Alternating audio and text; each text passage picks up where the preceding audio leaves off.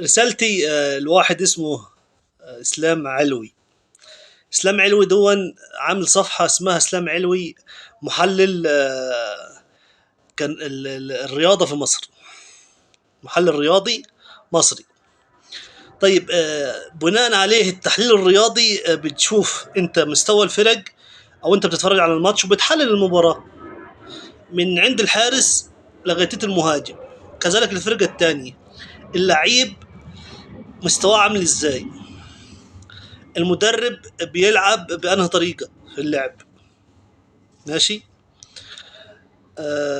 طيب انهي لعيب صنع العاب لعب كويس، طيب الضغط كان ازاي اللعب، كده حاجات يعني المفروض نحللها المباراة، نحللها من الابعاد، جميع الابعاد المباراة نفسها، في المباراة في الماتش. لكن يطلع يقول ايه، انا محلل. طيب ايه التحليل بتاعه؟ يطلع يقول لك احنا محسودين.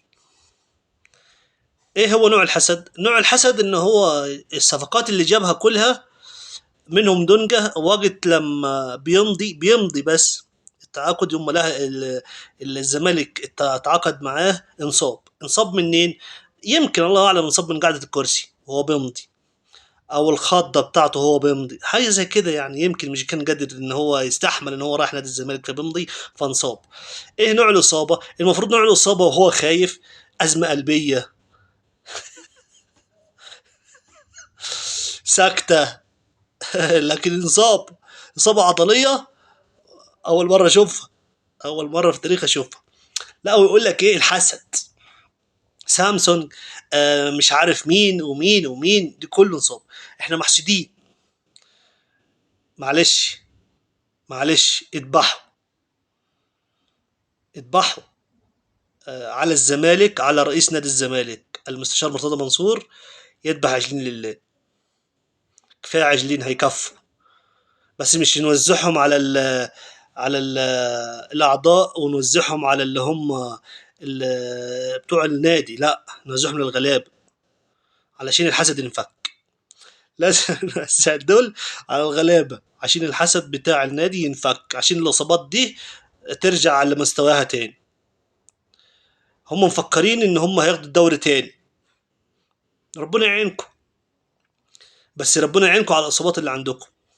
طيب ما تفكروا في بتاع الاحمال البدنيه اللي انتوا جايبينه ده، مدرب الاحمال، فكروا فيه شويه كده. يمكن السبب منه، يمكن اللعيبه بتسهر مثلا، يمكن اللعيبه طول النهار بالتدريب في النادي وتطلع تلعب جيم في بره تاني. يمكن اللعيبه تعمل رياضه 24 ساعه مش قادرين، عمالين يجروا يجروا يجروا يجروا، في الاخر ايه الاصابه بتيجي؟ لازم الحسد يعني؟ لازم ان انا احسد؟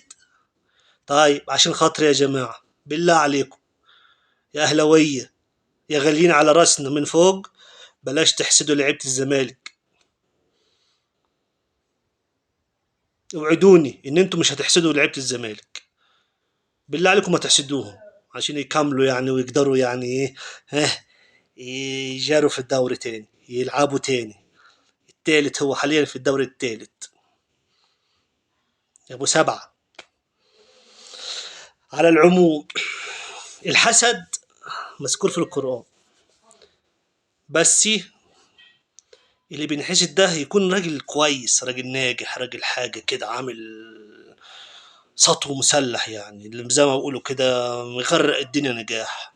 الناس بتحسده بسم الله ما شاء الله مش عارف ايه، على ايه؟ على ايه؟ في حين الرعاية بتاعتكم 200 مليون و 280 مليون بس الرعاية اللي انتوا خدتوها السنة دي.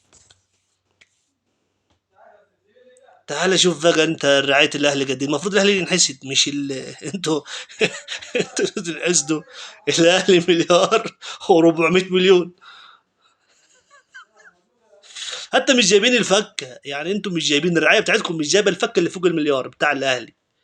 الفكه اللي هي 400 دولي اكتر من بتوعكم كمان، اكتر من الرعايه بتاعتكم، يعني تتخيلوا، مش حتى مش محصلينها.